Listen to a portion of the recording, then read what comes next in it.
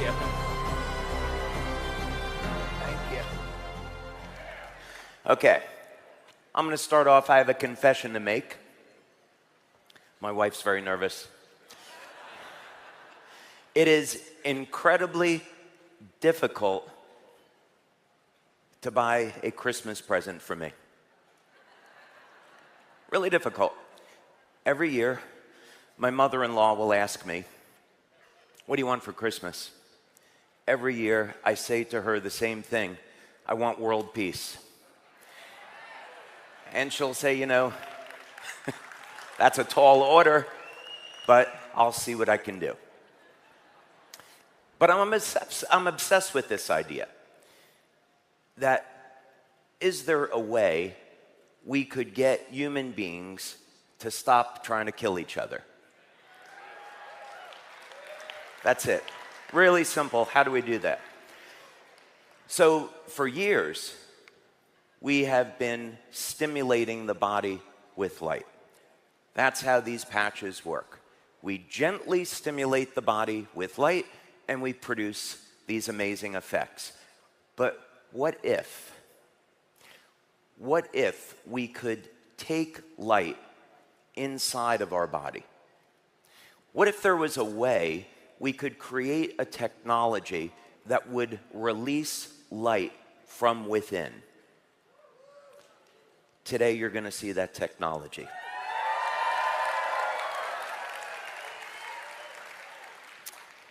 This day, this weekend, marks the next generation of Lifewave. The first 20 years have all been about Lifewave technology and patches. Now we are going to expand on that. Instead of just stimulating the body with light, we are going to explore an entirely new generation of light therapy technology. So, what benefits could we expect to see from this? First thing is, this technology is an entirely new way to elevate NAD. So at least some of you know that, what that is. So NAD is a key molecule involved in age reversal.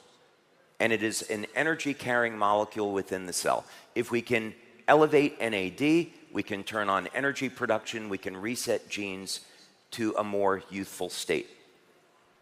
The next thing that we find with this technology is that we can support healthy levels of human growth hormone, keeping us young and healthy. We can regain and build new strength, stamina, and muscle with this. And the results are really shocking about how quickly this happens. When we're ramping up energy production, we are supporting the natural healing process. And you're going to see that one of the things that we can do with this is turn on the production of collagen. And ultimately, we will use this technology to stay younger longer.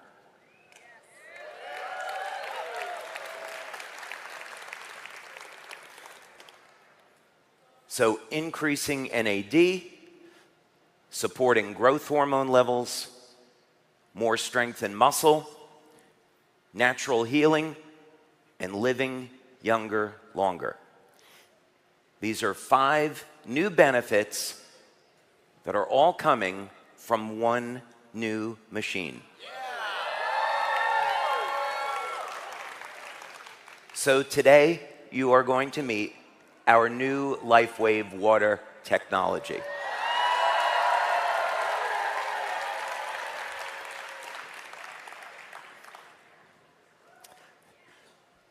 There is a lot of information that we're going to present. I'm going to go through some of this very quickly. So if you want to take pictures, feel free to do that. So how do we go about and create an entirely new technology surrounding water? There have been structured water products that have already been on the market for many years. We can add different types of minerals to water. We can change the surface tension of water. is there anything else new that we could do that would be meaningful? Well, let's take a look and start at the very beginning and talk about composition of matter. So this is the periodic table. Each of the elements, you can think of it as a building block. So this is what we have to work with in the spectra of creating new materials. Let's start with something very simple. Let's start with tin. Tin is a relatively simple element. It's used in electronics, and pretty much everything that someone who is a chemist or a physicist would want to know about tin is already well known. We take tin and we combine it with oxygen in the presence of heat, and we get a tin oxide. Nothing entirely remarkable about this. It's extremely well known. But we created a device in our lab. I have multiple patents on this now. And we expose the tin and the oxygen to a very special type of electromagnetic and longitudinal field. And this will change the bond angle between the oxygen and the tin, creating something that looks like gold and creating a material that never existed before.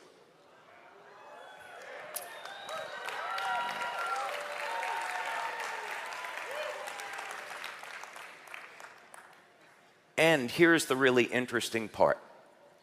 By changing the frequencies or changing the wavelengths of light that we work with, we can change the bond angle. Now, when you have light reflecting off of a surface, that's how you're going to get color.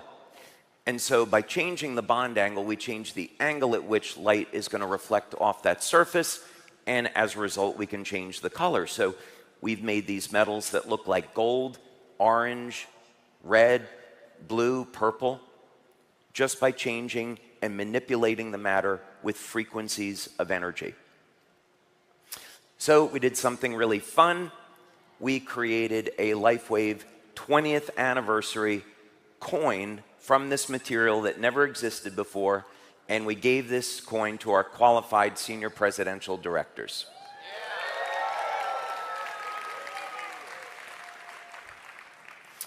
Okay, so very quickly, here is a laboratory report that we did. So when we are going to run these tests, how do we know that this material never existed before? Well, quite simply, we hired a laboratory.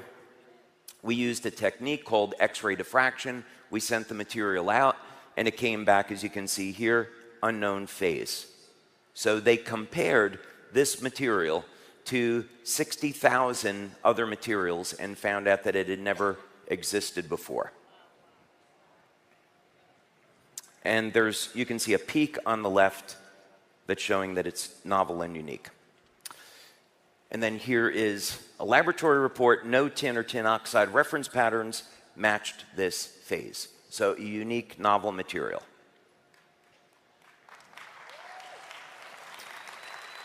Okay. So here's the important thing, is that these experiments showed that we could manipulate matter with energy. We could create new matter. That's an extraordinarily powerful tool. So the question is, what are we going to do with this new technology? What frequencies would we use and why? That's a pretty good question. We should have a mathematical model for this. My dad is a music teacher, so I grew up around music. And when we look at the musical scale, we see the musical scale is based off of 440 hertz tuning. And so if we were to look at the frequencies which are associated with the musical scale, we can see them listed over here. And you'll notice immediately this is a little bit unusual, right? Why do we have all of these odd numbers? It looks very, very random. And we see that this musical scale came in 1834 from the German natural scientists. Seems kind of unusual that they would create this 440 hertz tuning. Well, is there a way that we could mathematically extrapolate what musical tuning should be based on.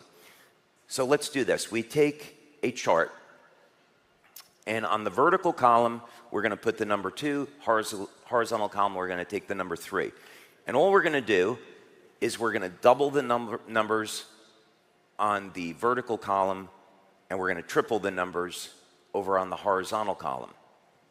And then we're going to take the product of each. So in other words, 2 times 3 is 6, 4 times 3 is 12, and so forth. And we continue to fill out these columns this way. Okay. Now, as we're creating this chart, we get to the number 432. So 432 is very close to 440. So let's see if we could create a musical scale based on 432 hertz instead of 440 hertz. Thank you. Wasn't my idea, but I appreciate it anyway. Now, here's another thing that's very interesting. I have a friend, Terry McGrath, who is a physicist, and he has a patent called the physical quantum atomic model of the atom. And in that model, an atom, you never heard of that before? Am I the only one that did the homework? My goodness. Okay. So 108 is the number of resonant nodes within an atom. So this starts to make sense. In other words, if you want to affect matter, you should have a model that allows for manipulating the atom with resonance. And that would be based on 108 hertz, or 108 nodes within the atom. So this started to look very promising. So now we have our existing musical scale based on 440, and now we look over at 432. What would that look like? So we just simply go to our chart, and we fill it out based on the frequencies that are in each column. So in other words, when you take the vertical column based on 2, or the horizontal row based on 3, and then you multiply that and get the product, what you end up with, each column represents a different musical note. And everything fits perfectly. And of course, in music, we have a note A at 432. If we go up an octave, the next frequency is 864. Or, of course, we can take any harmonic of that. So it could be 108, 256, 432, 864, and so forth. So there's our new musical scale. So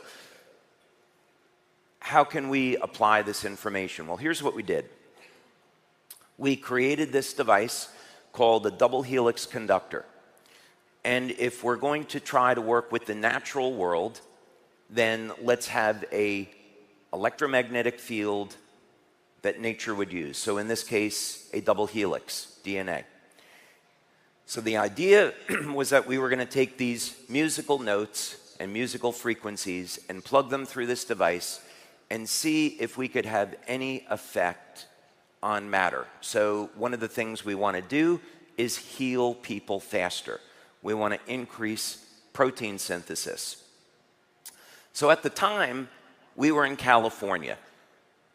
And as it turns out, when you're in California and you want to grow plants, there's a number of companies that are very interested in accelerating the growth rate of plants. It's very easy to work with these companies and do experiments. So that's what we did. If I could do a Bill Clinton impersonation now, I would. I never smoked, never inhaled, or however that goes. That was terrible. That was more like Trump. That wasn't Clinton. All right. I'm not going to do a Trump impression, honey, don't worry. So this is what we did. We had our control group. They kind of look like Christmas trees. And we have our treatment group. And you can see right away what we found was that exposing these plants to these energy fields increased the rate of protein synthesis. This is extremely important. And we can see if we look at this and treat an entire column of plants, we can get this effect. So commercially, this has a value. Now, of course, we want to apply this to human beings. So we did this work at the National University of Ireland in Galway, and we worked with the Regenerative Medicine Institute, Dr. Tim O'Brien. And this was an experiment that we did with rabbits. So these rabbits had diabetic ulcerations. We applied this field, and right away, we found that we could accelerate the rate of repair in this open wound using this technology. So this was the first evidence that we had, that there was a way that you could, without any stem cells injections, without any drugs, just using energy, you could accelerate the way that people would heal. So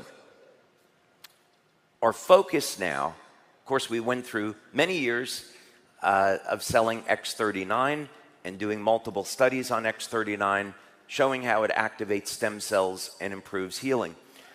Now our goal is a little bit different. We're still interested in accelerating the rate at which people heal, but now what we want to look at is, can we apply these techniques to longevity? Can we stop the human aging process? Can we keep people younger longer? How are we going to do this? And are there any examples in nature? So one of the things that we did is we take a biomimetic view, meaning we want to look to nature and see if we can copy nature and create new technology. So one of the examples that we used were temnothorax ants.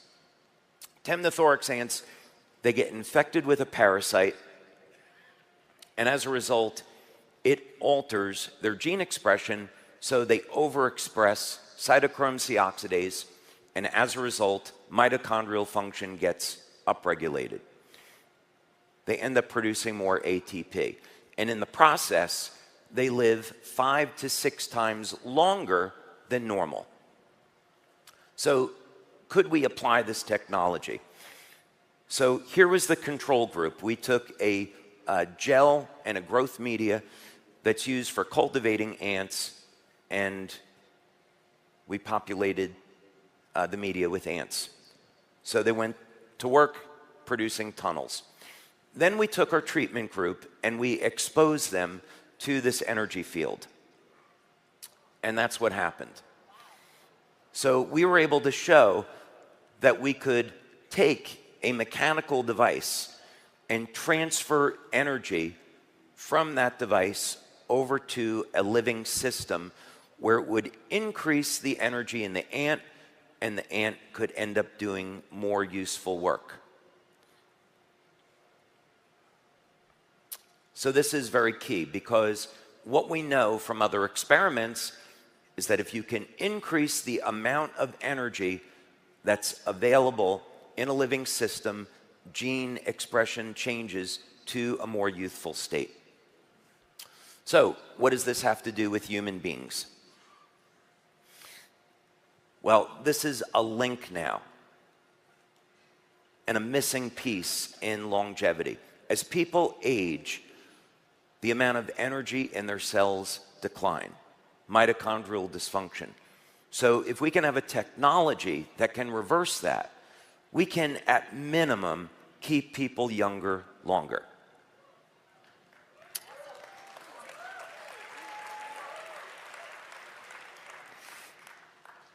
The next model that we went to was working with lobsters. And as it turned out,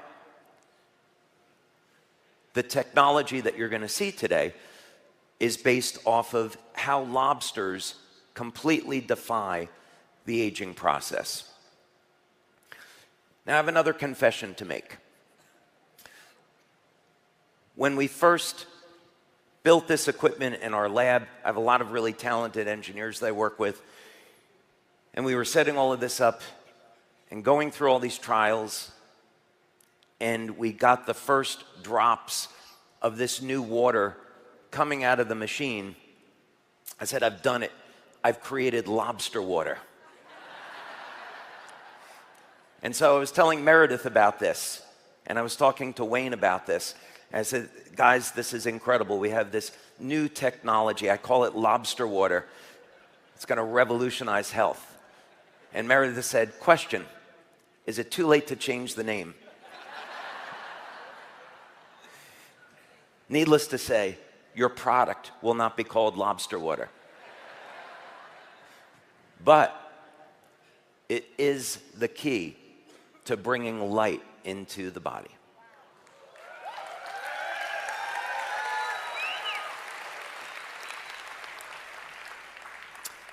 And let's go to the video.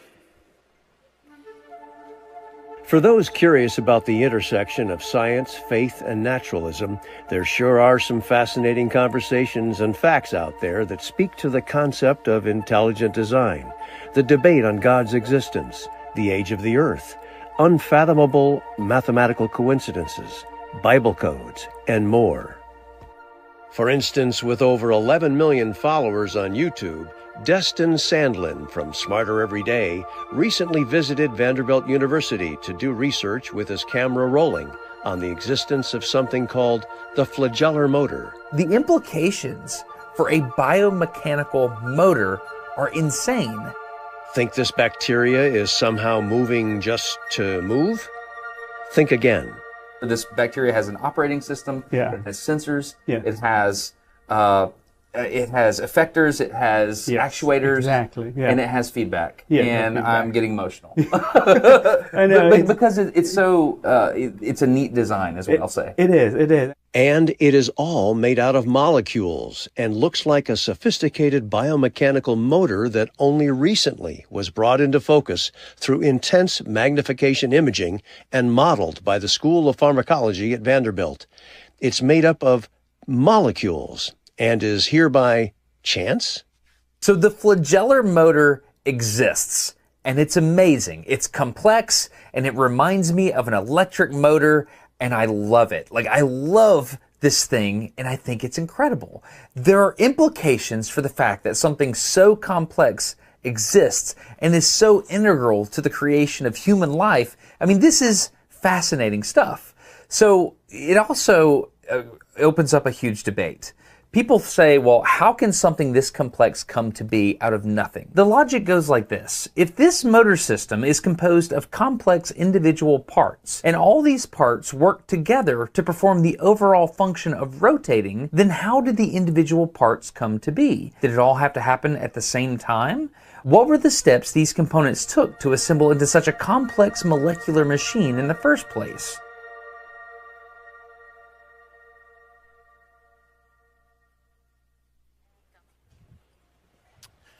Okay.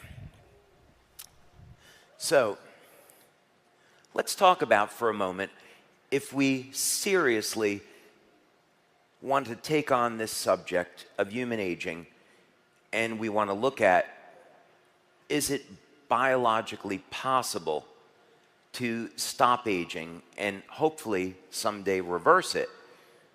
Is there any evidence that this could possibly exist?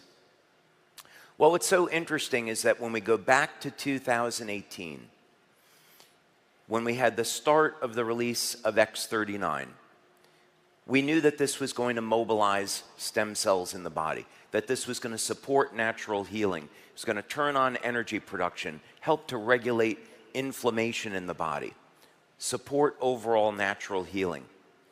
We started to see testimonials where it looked like people were becoming younger.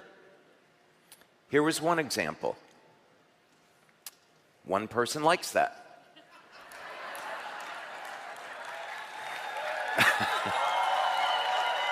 $5,000 people like that.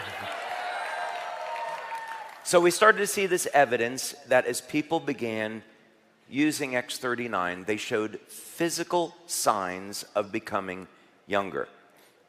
And in some cases, the results were dramatic. It certainly wasn't that case with everyone.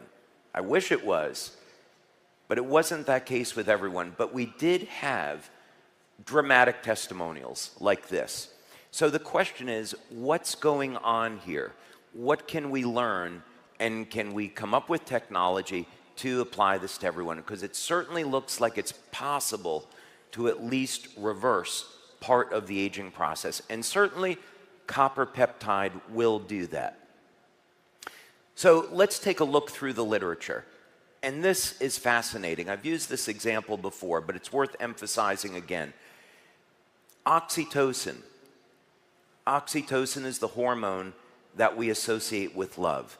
It's the hormone that's released when a woman gives birth, so it allows for bonding between, I was going to say a woman. Is that okay to say these days? I think it's okay, right? Yeah. I'm going to say it anyway because I know there's men and women. And a woman is a woman. Okay? As a matter of fact, I think you should elect me to the Supreme Court because I can say what a woman is. Okay. All right. Anyway. So that's how it works.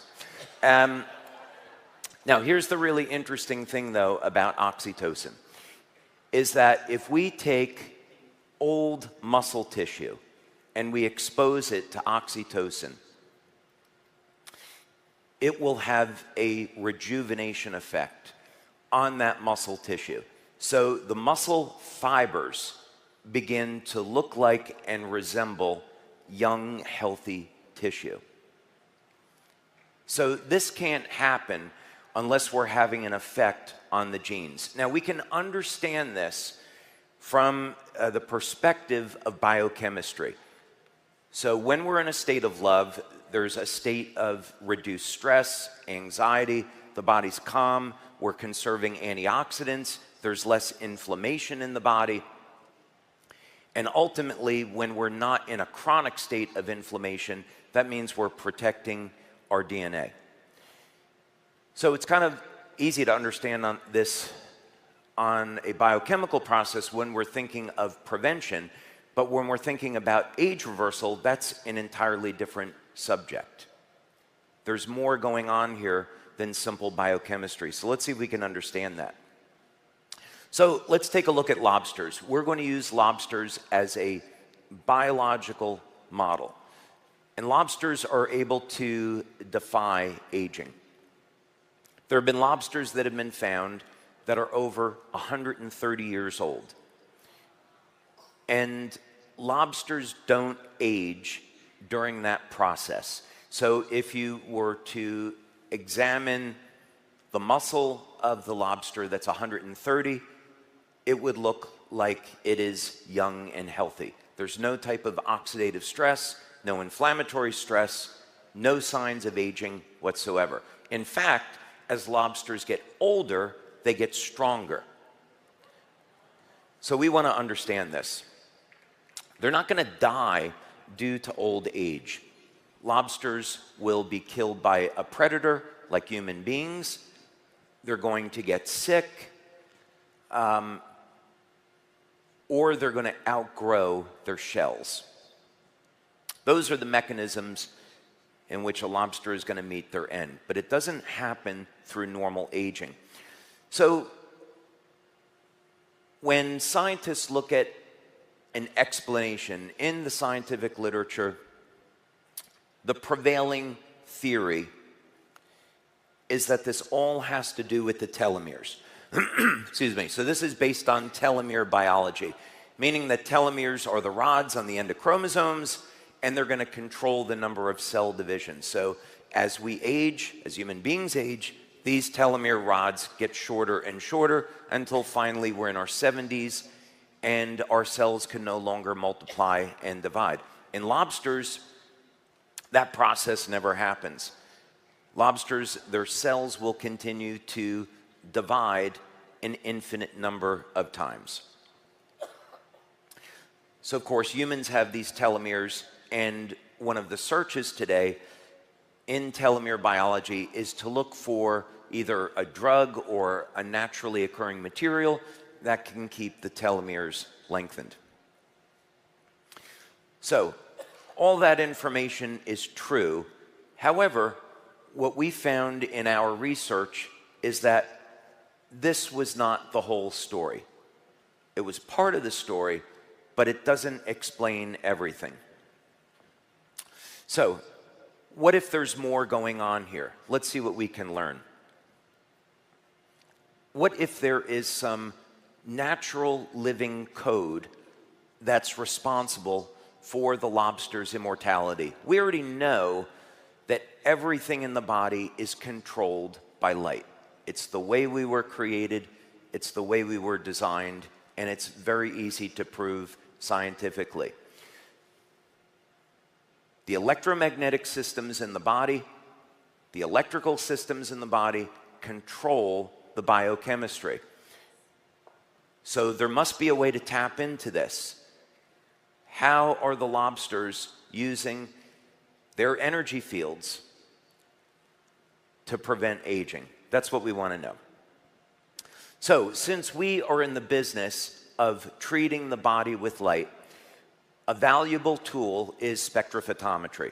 Spectrophotometry is going to measure the energy that is absorbed or reflected or emitted by a material. And depending on the device, this will happen in the UV, visible, or the IR spectra. So we get our light source, it goes through a lens to help focus this, we get a spectra of light, and then we look to see when we're testing a material, how that material responds to these different wavelengths of light. So another question is, if we're going to look for the secret of longevity in a lobster, where are we going to look? So we have a research tool to do the examination, but where are we going to find this secret? Well, we can look to the Bible, because the Bible is going to contain incredible information. We go to the book of Genesis, and we go to the story of Noah. So there's evil upon the earth, and we could probably learn from this lesson today. There's evil upon the earth. God regrets creating human beings and wants to wipe everything out and start over. But he finds that Noah is righteous. And Noah is the one good man and his family on the planet. So Noah and his family are going to be saved. So we all know the story. So what's interesting here is how human lifespan changes in the Bible. As a matter of fact, there is a statistical analysis on this which shows that if you take the ages of people in the Bible as it's represented through these generations, that it forms a statistically significant decay curve. In other words, those ages were not in the Bible as a random number. They're an accurate representation of exactly what happened. And so what can we learn from this? Well, God says to Noah, okay, now you can go and eat the flesh of animals. So presumably, before the flood, people were vegans.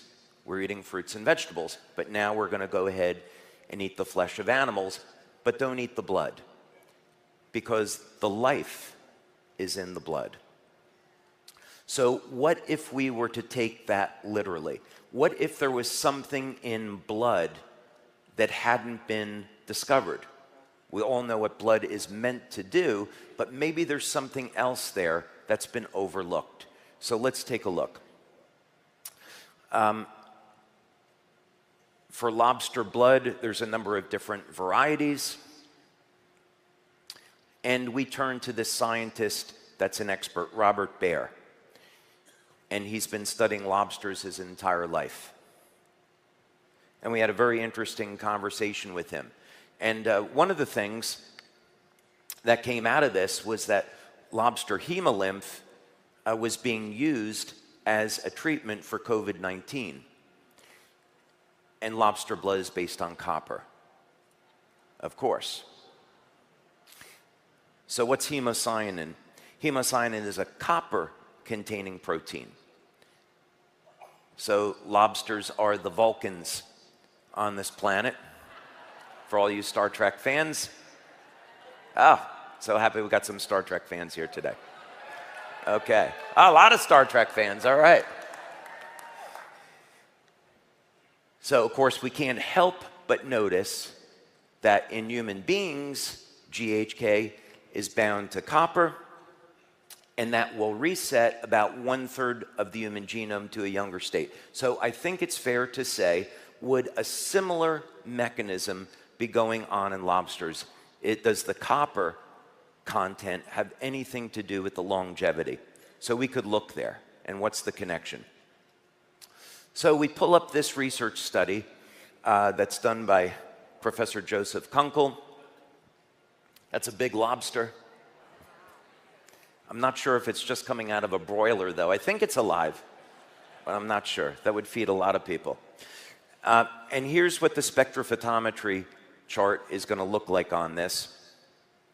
And I started to notice when I looked at this data that there were these peaks that were going on at 550 nanometers and 400 nanometers. So the visible spectra is between 400 and 700 nanometers. Anything under 400 is up in the UV range.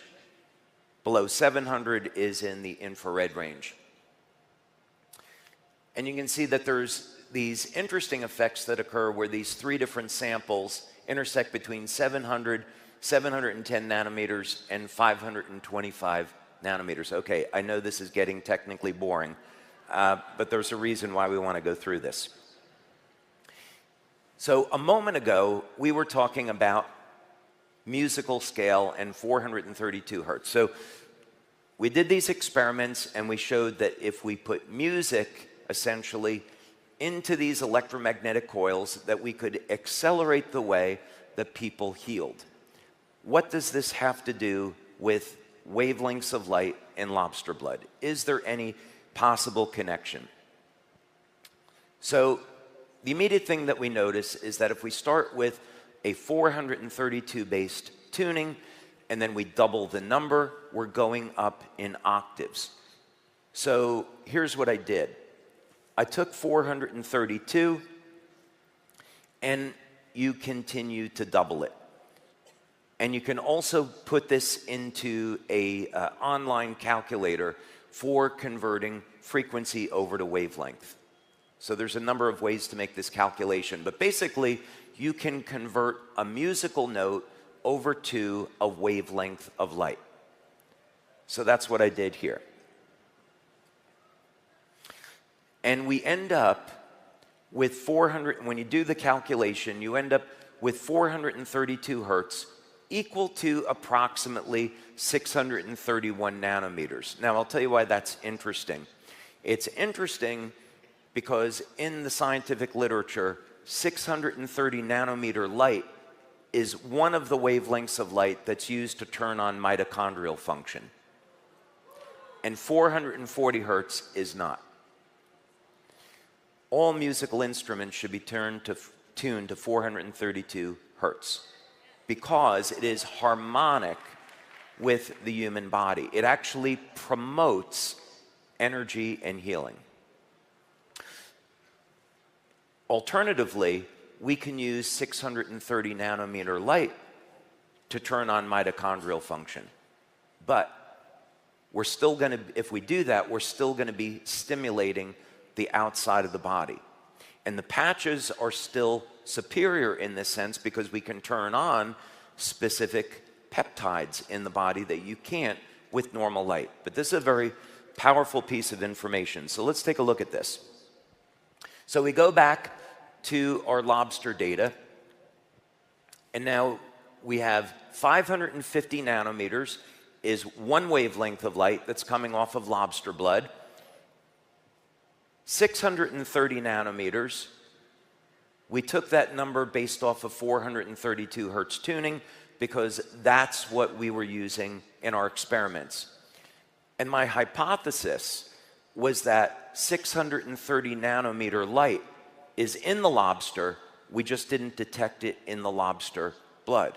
So I had that hypothesis. And then the other wavelength of light was somewhere on the chart. It would be somewhere between 700 and 709 nanometers, roughly. Those are the wavelengths we were working with. So this was my first invention that came off this process. I call it a biophotonic reflector, and ended up getting several patents on this. And if you look inside this device, you'll see that we have a series of optical filters, very high precision optical filters, along with an optical grade mirror. So essentially, we take the light, the naturally occurring biophoton emissions from the human body, they pass through the filters, hit the mirror, and then come back to the human body, but only specific wavelengths of light stimulate the surface of the skin. So that was the idea behind this. Let's see if we could treat the surface of the skin with the same wavelengths of light that are responsible for keeping lobsters young. Did that make sense? Okay, that was the objective. We got 2 to 3 years of age reversal in 10 minutes. And the way we measured this was through looking at the cell capacitance, the size of the cells. So a measure of how cells age is in their size. As we age, the cells will begin to shrink. And the electrical charge of the cell will start to become smaller. It's one of the mechanisms that's not well known about how a healthy cell goes and becomes cancerous tissue, and how ultimately cancer can be treated naturally. But that's a different subject. So we can correlate aging to the electrical charge around the cell. So when you use this device, the cells expand, cells become younger. But it's almost too rapid. So we wanted to look for other methods here. Now let's go back to this idea that we can use technology to create new forms of matter. Maybe we could take some of those experiments that we did and apply it to this new knowledge that we have. If we were going to create new matter, what would we do?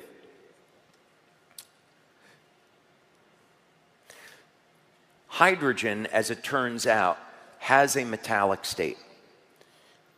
So of course we're familiar with hydrogen and water, but if we just take hydrogen, of course it's a gas. We can compress hydrogen and turn it into a liquid, and of course that's a cryogenic material. But what's not well known is that hydrogen can actually exist as a metal.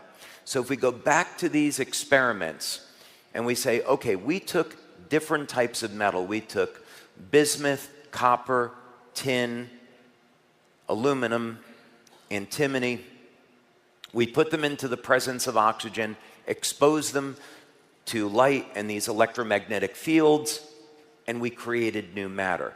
What if we could take water and we could break it into hydrogen and oxygen, treat hydrogen like a metal, recombine the hydrogen and oxygen in the presence of a catalyst using a specific type of energy, and reassemble it into a new form of water that never existed before? That was the hypothesis.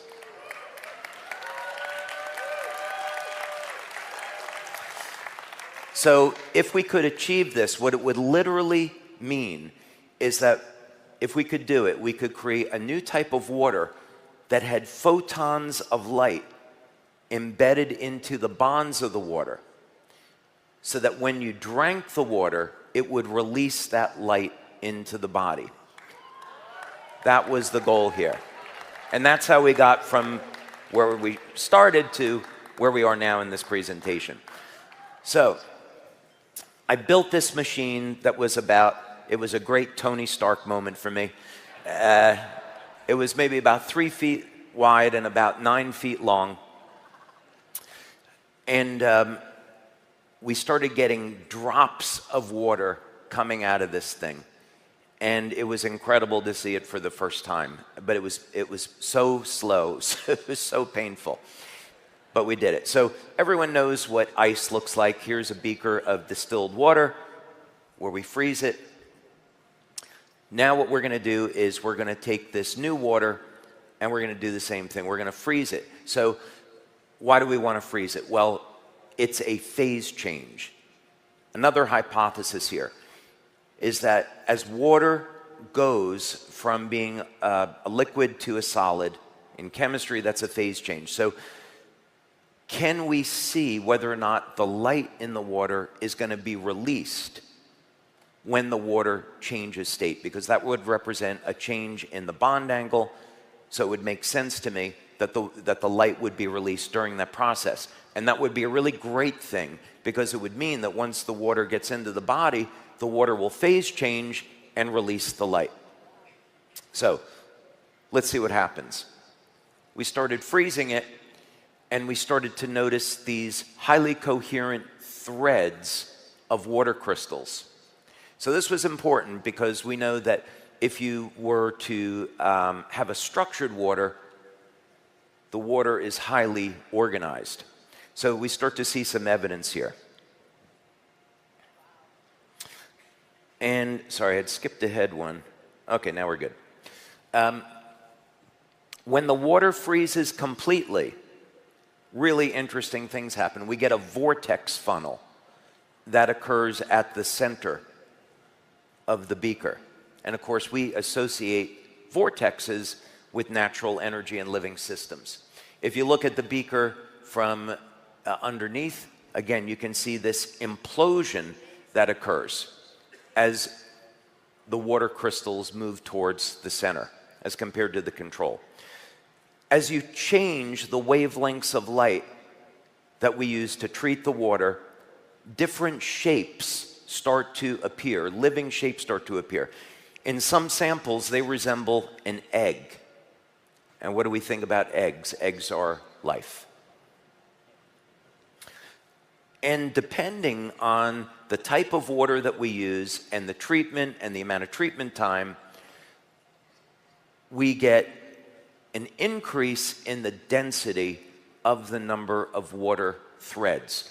So what this means is that we can control how much light is in the water through the settings. You probably would like to see this now, right? Okay. We're going to watch now a time-lapse video that we took. What we did in our lab was we took a freezer. Okay, we're going to play it. So just watch it. We have our freezer, and it has a glass front. We have a time-lapse camera. So you're seeing this water sample being frozen over a period of about 4 or 5 hours.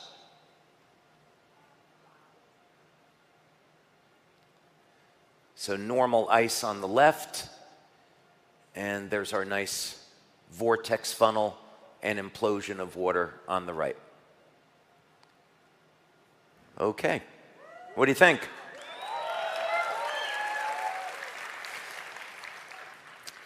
And then sometimes really weird things will happen when we're playing with the settings on the machine. Sometimes we will get these pylons that will rise out of the water, and we get all different types of shapes. My daughter Kelly, who's in our lab, this is her project. She's done a phenomenal job on these experiments, and she calls this a strawberry. So she's making strawberries out of ice in the lab.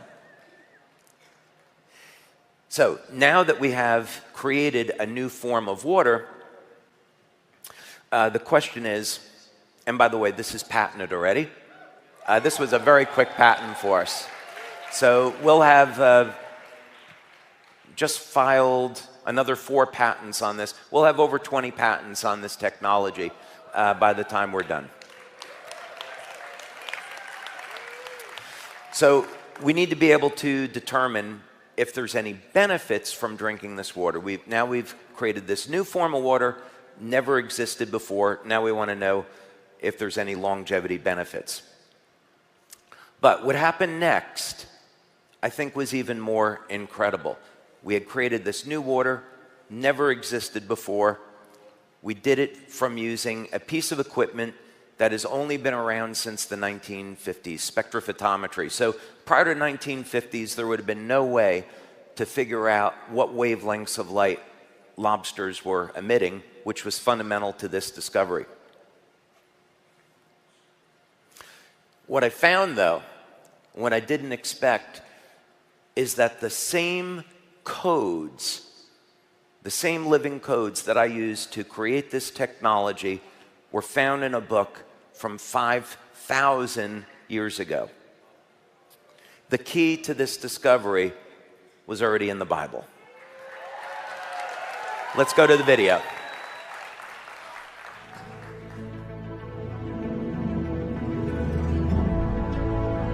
You know that if you find an Indian arrowhead in a cave, archaeologists will immediately say, oh, intelligence has been here. They carved this Indian arrowhead. But then you point to DNA, which is the most complex information system, language system in the entire universe that makes up our chromosomes, our genes, all the information that builds a human or a dog or a cat or whatever.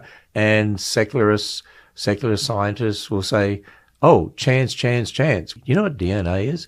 It's like a complex information system. You see, life is built on information. Do you know how much information there is in living systems on this planet? It's not billions. It's not trillions. It's actually zillions of bits of information. And you know what? You've got to have a language to read the information. Do you know DNA not only has an incredible amount of information in it, but it also has the information to make a language to read the information. If you're going to read a book and it's in Russian, you need to know the Russian code or language or you can't read it. Actually, the word mathematics did not mean the science of quantity until Aristotle.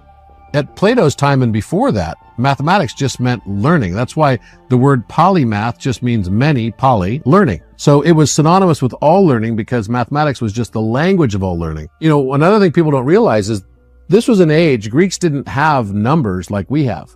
They used letters to describe their numbers. So the letter alpha was the number 1. The letter, beta was the number 2. And this was true also in Hebrew, in Phoenician, all the ancient languages. They were all using their letters to represent their numbers. It wasn't until we had the benefit of having the Arabs come up with the Arabic numeral system, right? And we got all the numbers that we currently have. But when you think about that, that means that all of the things that were written had both a literary meaning and a mathematical meaning. And this is there's a whole study of this that people have long ignored, which is called gematria, right? And so there are hidden codes within the Bible that people that study this stuff swear by because they can find these hidden codes inside of it because that's the way it was written in the first place. Okay. So let's take a look at this. And if we're going to look in the Bible, let's start right in the beginning. In the beginning, God created the heaven and the earth.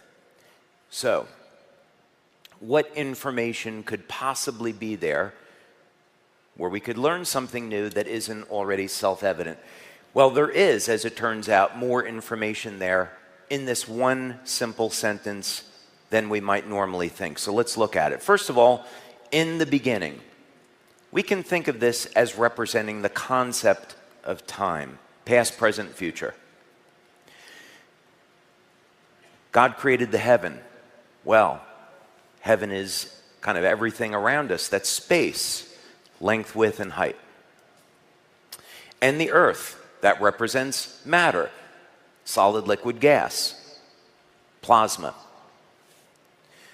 So here in this first sentence, we have the very foundation of everything around us. And actually, this is quite consistent with how we might think of the start of everything. So in other words, God is outside of normal space and time, there's this event called the Big Bang, if that's how everything really began, and then all matter and everything around us came from that. And in this one sentence, all those concepts are there. But let's dig a little bit further. So we're going to look at the book of Genesis in the Hebrew, because we can convert Hebrew over to a numerical code. We can convert the letters over into numbers, and we can convert the words over into numbers. So if we were to look at, in the beginning, God created the heaven and earth, in Hebrew, this is what we would see. And we see something very interesting. There's 7 words here, and there's going to be 3 words to the left of center, 3 words to the right of center. That center word can't really be translated into English, not completely. So we have 5 letters to the left and right of center, and the second words have 3 letters. Okay, that's a little interesting. Let's take a look at this another way and use the numerical values.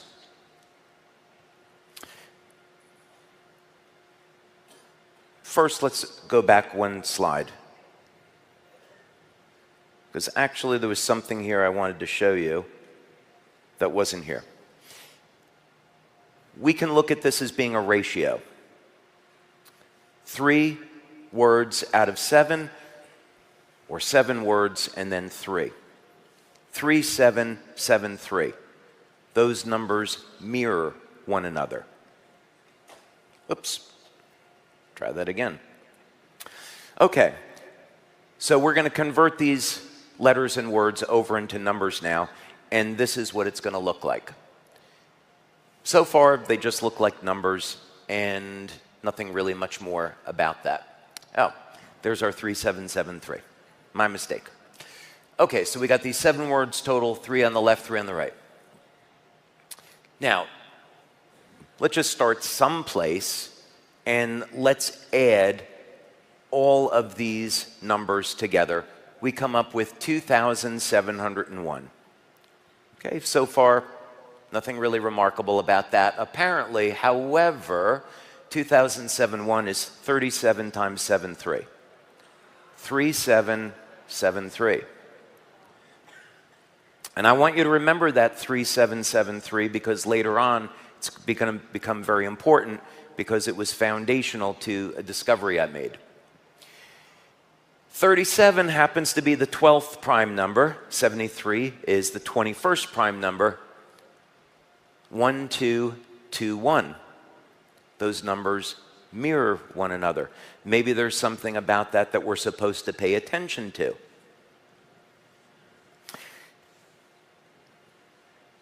Now let's have a little bit of fun with this and start to combine some of the different words. What might we find? Well, let's take God, the earth, and the heaven as a concept and add those numbers together. We get the number 777. Interesting? Does it mean anything? Now let's say God and the heaven. That equals 888. Now let's take in the beginning God. And as you might expect, that is 999. So we start to see a pattern begin to form. As an inventor, I'm always looking for patterns. I'm looking for patterns in nature, because those patterns are not there by accident. There has to be a meaning behind it. So if the Bible is indeed the inspired word of God, then what you would expect from a being that created everything is that God would have to be the ultimate scientist, physicist, inventor, creator, and that God would put a mathematical code into the Bible for people to discover so we could believe. But maybe it's also an instruction manual. What about that? So I looked at these numbers and I thought, let's go back and look at 3773 again. So 777 is 37 times 7 times 3. That's kind of interesting. 888 is 37 times 8 times 3. And 999, 37 times 3 times 3 times 3. This is starting to not look like a coincidence. And these numerical codes are only the beginning, because you see these numerical codes throughout the Bible. But what does this have to do with lobster blood? Is there any connection there? So we go back to these wavelengths of light. What we had already seen was that 550 nanometers, 630 nanometers, and 700 to 710 nanometers, when we created this biophotonic reflector, we found it was capable of, at least in part, reversing part of human aging. So we have in the book of Genesis the story of creation, the story of human beings, and then ultimately the fall of man. So you might expect, if there's a mathematical code in the Bible, in the story of creation, we might find that same mathematical code in nature. But you can see that these numbers are not the same as 777, 888, 999. So on the surface, well, there doesn't seem to be a pattern there. But wait. 3773. What if, instead of that just describing the number of words and the way those words are arranged in the book of Genesis, what if it's a ratio? What if what God is trying to tell us is you need to look at the ratio of these numbers? So that's what I did. Let's take a look at that. There's our biblical code. There's our lobster code. 777 divided by 888 is 0.875. 999 divided by 888 is 1.125. So we're going to take 631 nanometers at the center over here on our wavelengths, multiply it by 0.875, and we find about 550 nanometers. When we're working with light, if we're within 3 to 5 nanometers of a target, it's considered relevant. And when we're looking at spectrophotometry data, that is about the tolerance that we work with. We take 631, multiply it by 1.125, and there is our 710 nanometers. So the implication to this is pretty extraordinary. It shows that there is a mathematical sequence of numbers that aren't there, that's arbitrary. And this ratio, same ratio, can be found in living systems. Or Spock would say, it literally is Genesis.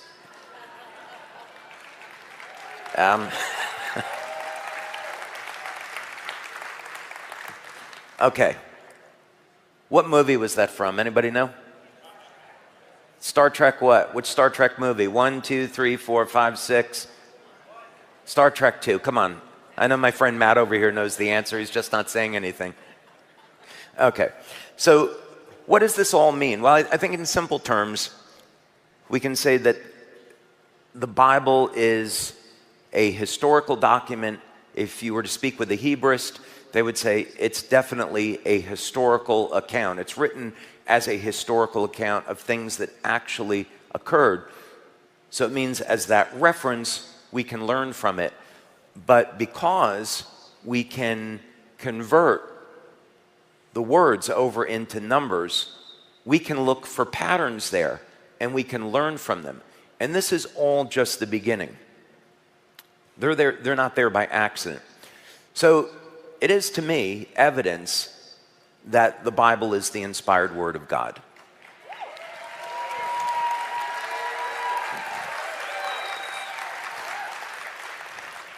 But I want you to think about this, and let's go a step further. God creates all living things. Then these codes, they show up in nature. So as you would expect in our natural world, that there is going to be intent and intelligent design when it comes to all living systems. So as you saw in the video, we even have molecular motors, molecular machinery that is in our body. Things that are highly complex that 100, 200 years ago was never even expected to have existed, but it does exist. And we can use this information to create new technology that never existed before. And we're really just getting started with this. So God creates all things, and like an artist, God signs his fingerprint in nature, leaving it there for us to find. So this is incredibly exciting to me because it means that when the Bible was written thousands of years ago, they didn't have modern technology like spectrophotometry, where they could analyze lobster blood and then say, okay, we're going to write the book of Genesis so it lines up with lobster blood, right? That didn't happen. God creates all living things, and this pattern is in our very DNA. It's the makeup of who we are. And it means as a race, we're all united. We're all human beings. We shouldn't be fighting and killing each other. We should be uniting with one another.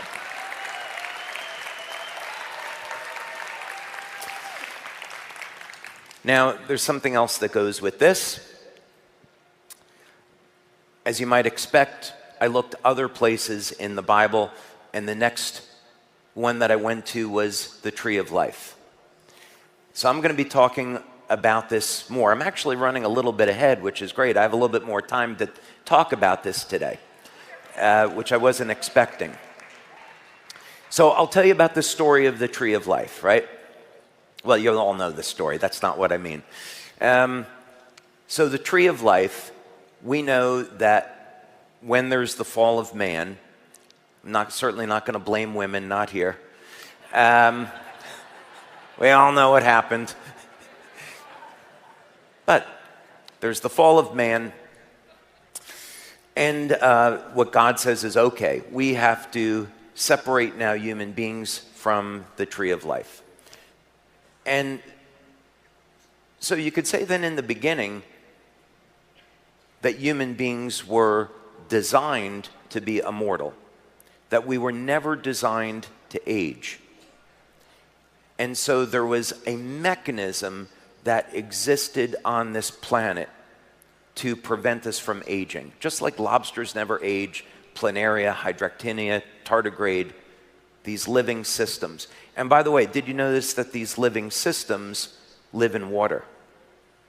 And they're found in seawater. So there has to be a connection there.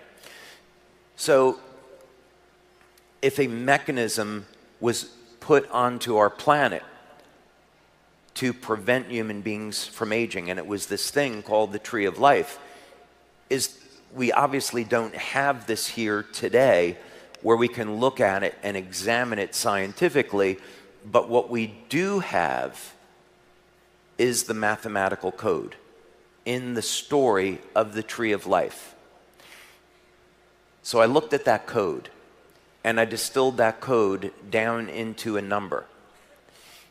And that number, when I looked into the scientific literature, was a wavelength of light that stimulated the production of telomerase. And when I looked at the compound that was responsible for that, I found it in lobsters. It all comes together.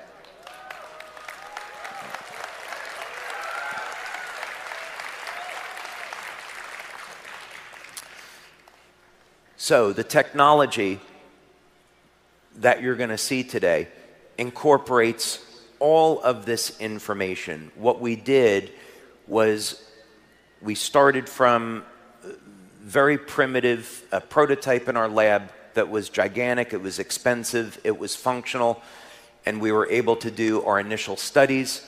And then over a period of years, we began to refine this process and finally put it into something that someone could use in their home.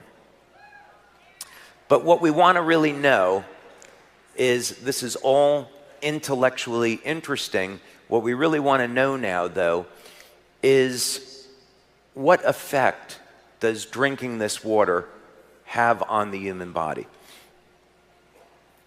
What we want to find out is that when we drink this water, is it indeed making any change within us?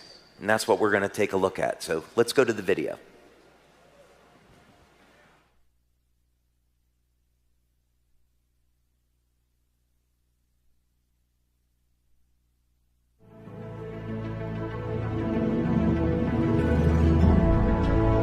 Most people think that radiocarbon has been used to date rocks. Whenever they think of radioactive dating, they think of radiocarbon because that's what they're used to hearing. But radiocarbon isn't used to date rocks because most rocks don't have carbon in them. And what we need is organic carbon because it's intrinsic to the methodology or how you understand how radiocarbon works.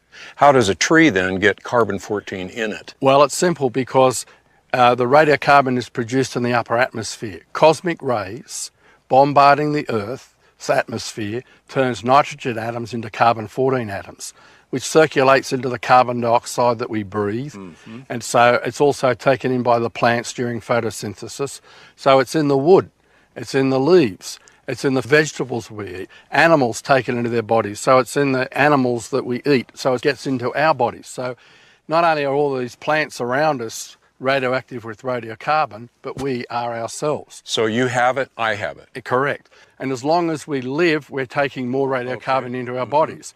But when we die, we stop taking radiocarbon into our bodies. And so a dinosaur dies, it stops taking in radiocarbon, and then over the thousands of years, it's getting less and less radiocarbon. And as I said before, after 90,000 years, there should be no radiocarbon left in dinosaur bones. If every atom of the Earth was radiocarbon, it all would have decayed away in less than 1 million years. So if you already believe the fossils, dinosaur fossils, the coal beds, all those things are millions of years old, you wouldn't expect to find any radiocarbon in them. And yet you do. And this is one of the things that we found when we studied petrified wood like this at different levels in the geologic record. I was doing research on this. I was collecting samples in England, in Australia, and I sent them to the radiocarbon laboratories, and sure enough, they had radiocarbon in them. So this is another aspect of this whole time question, because if these things are believed to be millions of years old, like this petrified wood, and yet it has radiocarbon in it that says it's only thousands of years old, then it means that it calls into question the conventional time frame. And so we wanted to test this because we'd seen in the literature, this is in the conventional literature, in the 1980s they developed a new methodology for measuring radiocarbon. They could count atoms of radiocarbon. That's how good it was. But they wanted to be sure that they weren't getting any contamination in their laboratories. And so they took samples like petrified wood, they took samples of dinosaur bones and coal and oil and natural gas and limestone even, and they put them in their equipment, and every sample they tested had radiocarbon in it. And this was reported in the literature, and they ignored it.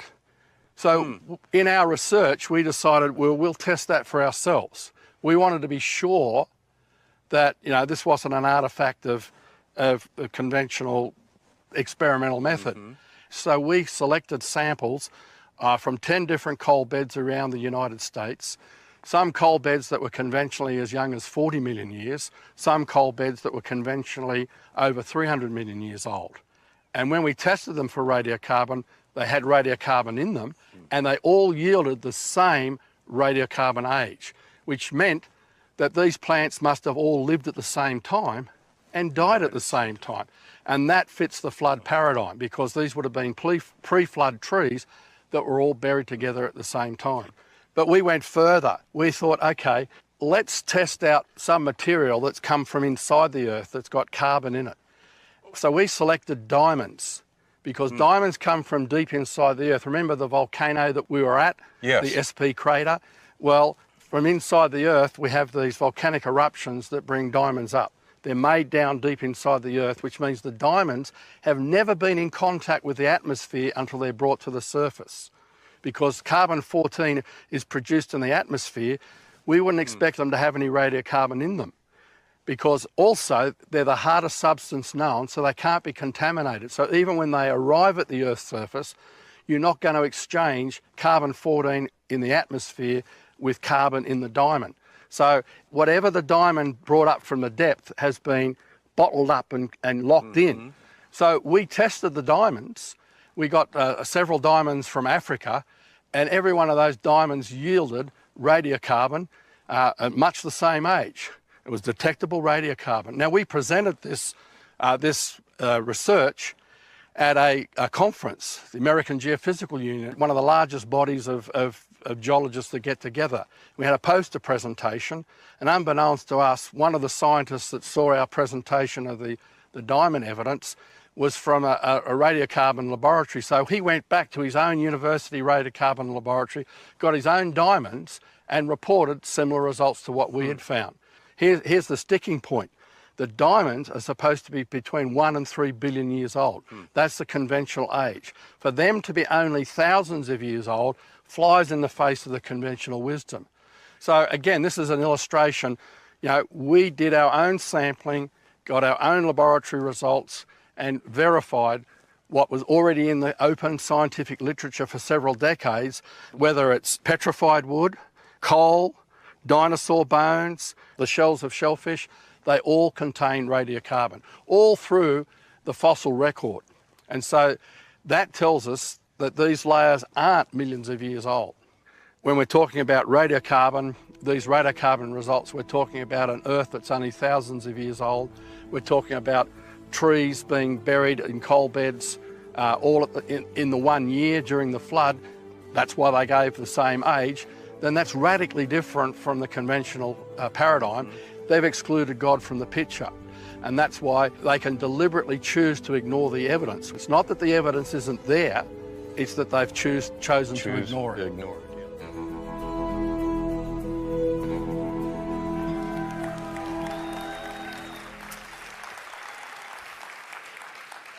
One of the reasons why we wanted you to see that clip was because in science, sometimes people, they hold on to a belief even when new evidence is presented. It's called having dogma or being dogmatic, right? I lived in California for 14 years, and there used to be a saying in California is, don't let my karma run over your dogma. So it's not good to hold on to a belief so strongly in science where you're not open to seeing new information. There's always new things that are being learned, and we should be open to exploring these things, even if it flies in the face of what's long been established as scientific fact. That's the way we're going to explore and learn new things and expand. So let's take a look at this now. Previously, people might have thought, well, okay, light therapy is all about stimulating the body with light with some type of device. In our cases, it's with patches. But this idea that you could actually release light inside of the body and embed water, which goes everywhere, with light. This is an entirely new concept. And undoubtedly, there's going to be some skeptics that will say, no, that can't be possible, but we've actually proven that this is what's going on here. So we have a total of 7 human clinical studies now, and we've completed 4. The 5th one will be completed, I hope, this month, and then we have another 2 that are in process. So we took the initial study that we did and learned an enormous amount of information from it. And then from there, we began to modify the study to see what else that we could learn. So in the first study that we did with this light water, do you guys like the name light water better than lobster water? Okay, all right. So the first study, what we wanted to do was cast a huge net. And we essentially wanted to find out, well, what's going on in the blood, in the urine, what's going on in the bioelectrical system in the body. Normally when you do studies, you cast this big net the first time, and then there's little pieces of gems that come out. You don't expect that everything is going to work correctly. You're going to expect to learn one or two pieces of information and then refine the study and kind of go from there. In this case, that's not what happened. We did a blood study in this first study with dark field and bright field microscopy. That showed changes immediately after consuming this water. We did a urine test, and the urine test was to look at changes in the metabolism. I'm going to show you some of that data today. And the metabolism data was simply to look at what rate are amino acids being metabolized and used in the body. If we want to have a technology that's going to upregulate mitochondrial function, alter gene expression, it's going to increase the rate at which we heal, we would expect to find that in metabolic data, in urine testing. So we did that, and we did find that.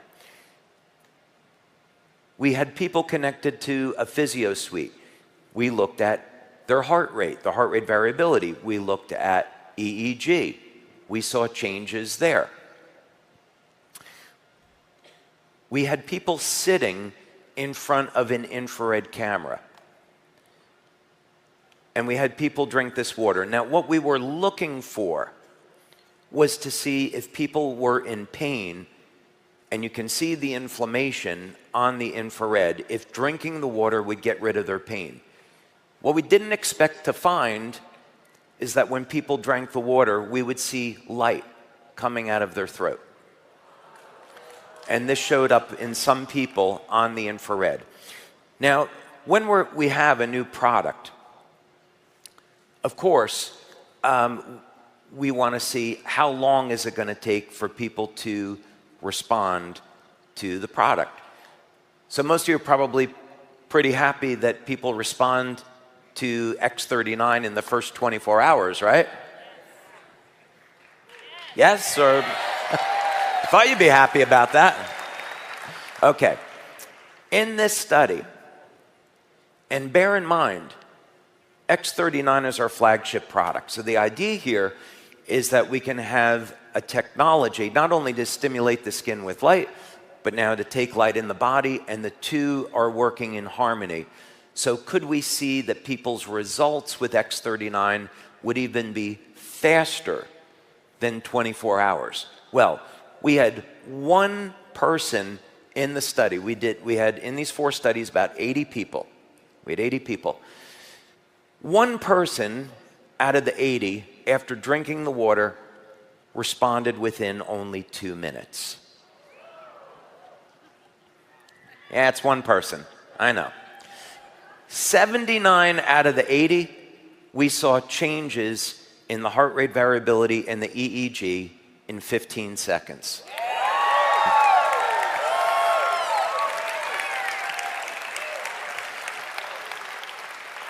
So, we were very excited about that.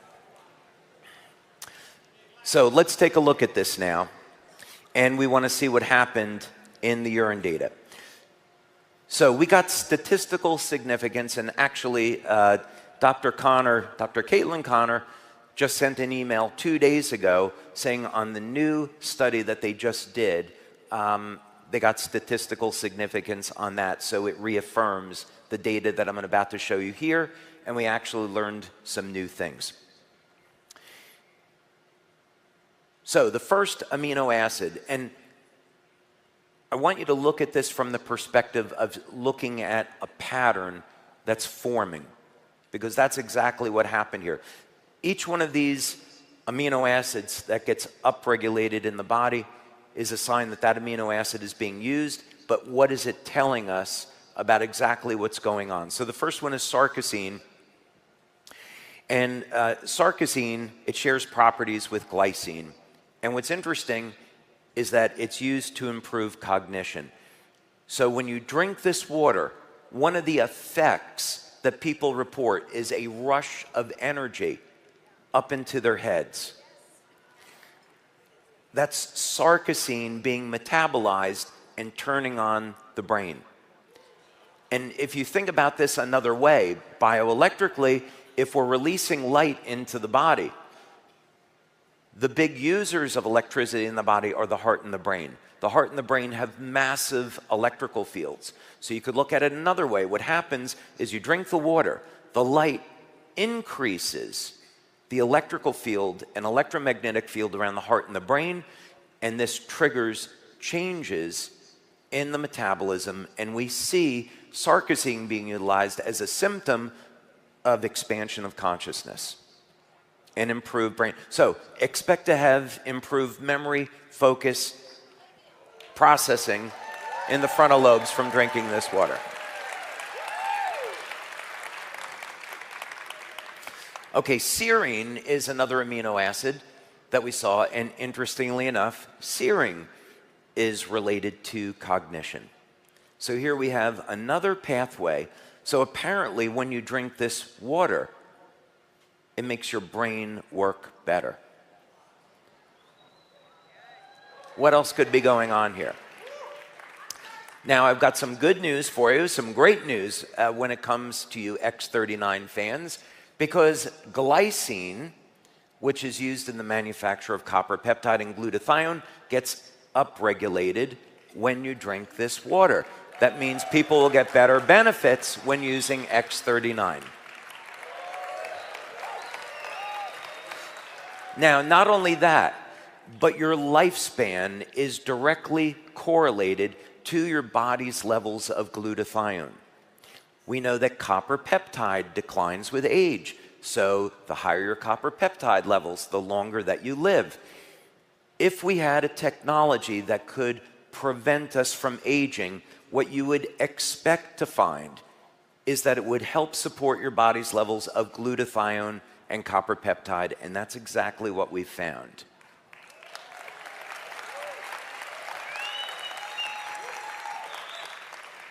Now, the next one was valine. How many athletes, athletic enthusiasts do we have here? I would hope that we would see all of your hands go up, but okay, you can't win them all. For those of you that aren't exercising, please exercise. Okay. We're going to do some studies, by the way. We're doing some studies with this water, and we're going to try to get exercise down to 10 minutes a week. We're going to try to do that. So stay tuned for that. Okay. I'm serious, it's possible. Okay. So one of the signs of aging is sarcopenia, a loss of muscle. We also see, of course, a loss of bone density. The two of them are connected. And the branched chain of amino acids, leucine, isoleucine, and valine, if we had a technology that could stop, prevent, reverse aging, one of the things we would expect to find is an increase in muscle protein synthesis. That's exactly what we found. Valine metabolism gets upregulated, and also very interesting, I don't want to make a claim about this, I'm being eyed right now, valine is associated with lower blood sugar levels, and it's also indicative of an increase in growth hormone. So I'll let you draw your own conclusions as far as what that means to people that are going to be using the water.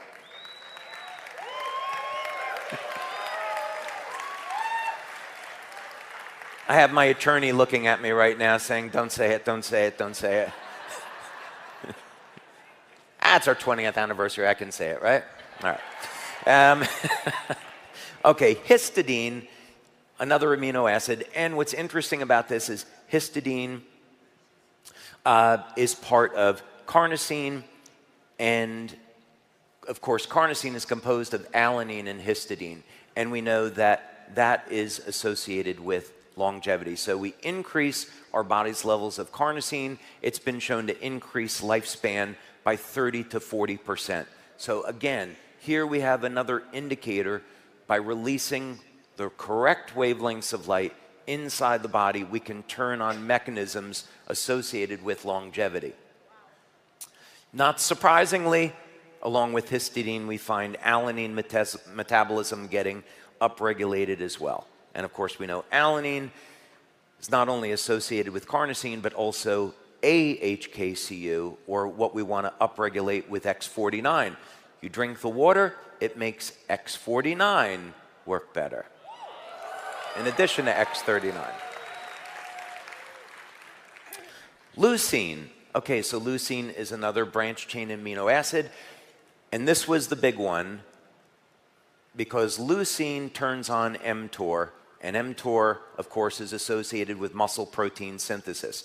We're doing a study where we're going to take athletes and give them hopefully the same exercise program, same amount of protein, but what we're going to do is give them this water, and we're going to compare the difference in the amount of strength, stamina, and muscle that they can gain. But what we're going to expect that we're going to find based on the results of this study is that as you continue to feed the body more protein and you have the stimulus there, that the body will gain muscle mass very rapidly. I did my own anecdotal experiment with this, and I'm convinced that it works. So this could end up being, water with light could end up being the most powerful anabolic ever created. There's a little bit of a market for that. Methylhistidine, this again is a sign that tissue is being broken down and new muscle tissue is being formed. So we have every indicator here that this product is going to be phenomenal for athletes or simply anyone that wants to push off aging. But you do have to eat right, you do have to get your essential nutrients, and you do have to exercise. Proline. So if we want to stop and reverse aging, we have to reverse what happens at age 25 with us. At 25, the body begins to shut down production of collagen. So of course, by the time we get over the age of 70, it's very difficult to heal. This water upregulates collagen production. So we can expect to see reduction in lines and wrinkles. We can expect to see faster healing. Again, when all the nutrients are there. And then this was a huge one, which, again, this is one of these things when you do these studies, you cast a wide net, you see what you find, so it makes the studies expensive, but when everything turns out the right way, you're really excited about it. So this is the KP pathway, and this was the big one because it's indicative of an increase in NAD production in the cell. And for those of you that aren't familiar with this, David Sinclair at Harvard was given about $1 billion in funding to try to find a drug to turn on NAD.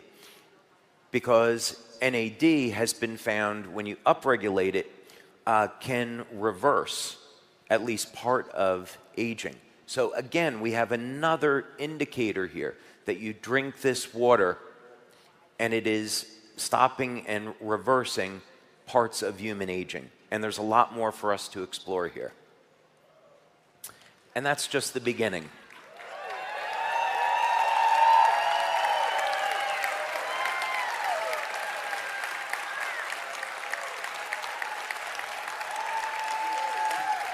Thank you.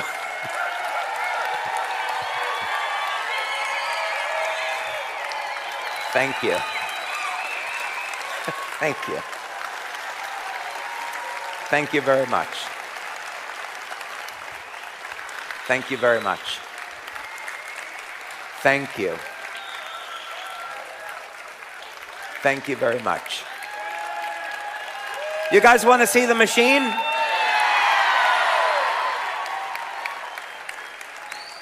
Let's see the video of the machine first, shall we?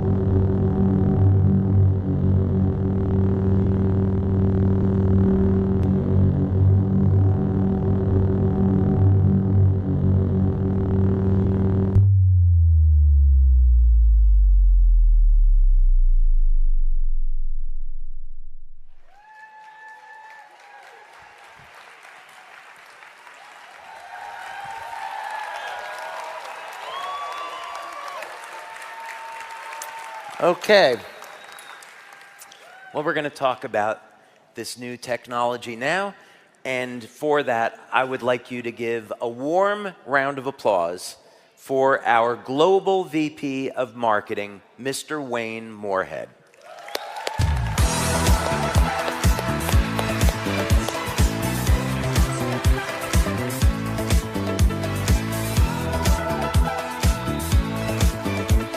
Is this incredible? Well, David, the excitement and anticipation around this launch has been coming for a while, and it's truly incredible. And what's even more incredible are the results that you've seen in the studies and that we've started to hear from people as they've also started to try the water as well. And with this new technology that's really never been seen before, a lot of us, I know I do, have a lot of questions and want to dig in a little bit deeper. We're very eager to learn more. So I get to represent everybody here in the audience and asking you a few additional questions.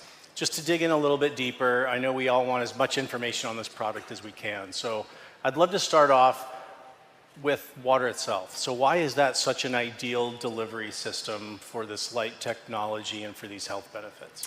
Yeah, so when we make observations of what occurs in the human body over time with aging, we can see fundamentally the amount of water in the body begins to decrease.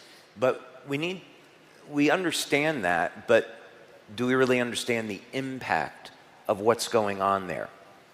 We can look at it from a biochemistry perspective in the sense that this will lead to a decline in energy. And so by the age of 50, people start to feel the impact. They'll gain more body weight, lose muscle mass, lose bone density. They're tired and fatigued. All of this stems from initially a reduction in water. The reason for this that I think is overlooked is the mechanism is that as the cells begin to shrink, the electrical charge around the cell begins to decline. So we think of, let's say, going from a basketball going down to a baseball. Not quite like that, but you can visualize it.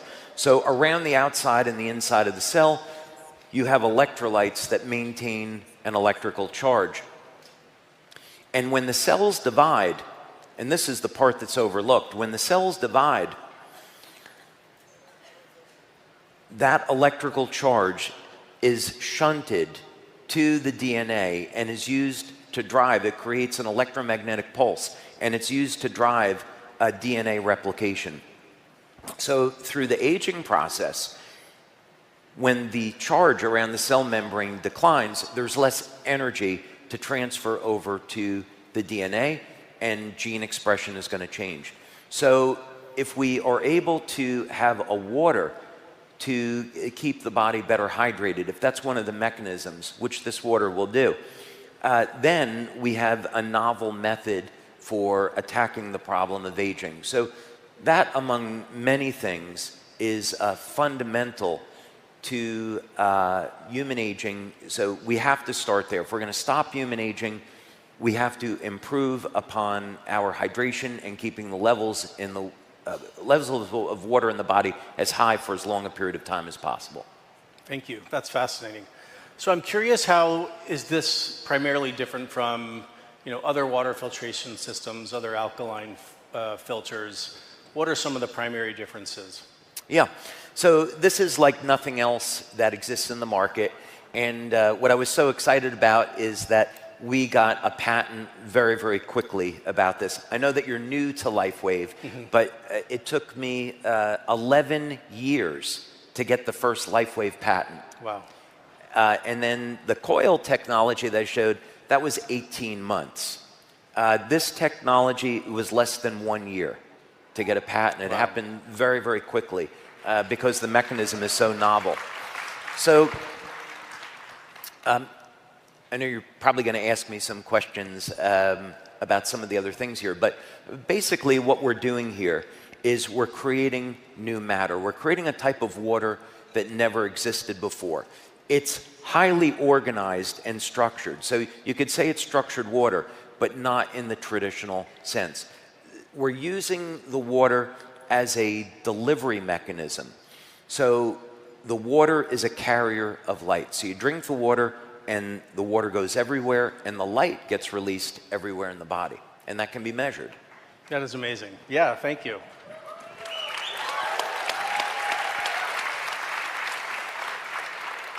So can you share a little bit about what's under the hood? Can you talk about the process that the water goes through, the different stages a little bit? Yeah, this was really fun working with, we had 2 different teams of engineers, actually 3. So we had an internal team of engineers, and we had 2 separate companies that we had hired to take the initial prototype that I had built and then convert it into something, that would look nice and sit on someone's counter. So the first thing that we do is on the left side of the machine, from looking at it this way, is we have a reservoir where you would put 2 liters of water. Now you can put tap water into this. If you want to put clean water into it, you want to put any special water, spring water, deuterium depleted water, what have you, you can put any type of water into this. And then the water will pass through 2 separate stages of filtration that are over here. Now, it took about 8 to 9 months for us just to develop the first water stage. We had gone to a number of companies that specialized in water filtration, but the first stage was the most important. So we wanted to be able to eliminate heavy metals, microplastics, PFOS, PFOAs, the forever chemicals. Incredible. This had to be the best filter that you could get. And so it took forever to find a company to work with, but we finally found it. Then inside there's a second stage. So if you remember correctly, what we're doing is we're taking oxygen and hydrogen and combining it into a new form of water. So through the process, the water is oxygenated, but there's a second filter in there, which is a carbon filter, so it further reduces any potential contaminants, although the first stage really does that. But the second stage will also put additional hydrogen into the water. So this is not a hydrogenated water product. We're putting in hydrogen because we want to combine it with the oxygen to form this new species. And then in the center of the equipment is where we have our black box, and that's the core of the technology. So in there we're going to have light processing units, and this is the proprietary system that I invented and we developed in our labs, and that is going to, it takes about 45 minutes to process a 16-ounce or 500 ml glass of water. Incredible. Technology like nothing we've ever seen before. So I'm curious, you talked, yeah, go ahead, please. Thank you, David. So you spoke a little bit about how long it takes to kind of work its way through the system, from filtration to infusion. What about, let's call it dosage? How long, how many glasses is it per day, per week, per month should someone consume? And then what are the corresponding kind of benefits with those time frames? Yeah, so everything on this machine happens through a touchpad interface. And so you just simply, the screen is going to give you feedback as far as, is it processing water, when do you need to change the filter, and so forth. And when you want to dispense, you just simply press the button, and this machine will process 2 glasses of water at a time. And then it's another 45-minute cycle, and then you have another glass. So whenever you're ready to drink the water, you'll just dispense it, and then off you go. Now, when we did our studies, it was all based on only drinking 1 glass per day. And actually, when we first started the studies, this was something I was very concerned about, because I thought, well, maybe you only have to drink like 100 or 200 mils, like a quarter of a glass or half a glass of water to get the benefits. So you don't have to think in terms of that you have to drink 8 glasses a day of this water. Really, I think what we're finding is that 1 glass is enough. Incredible.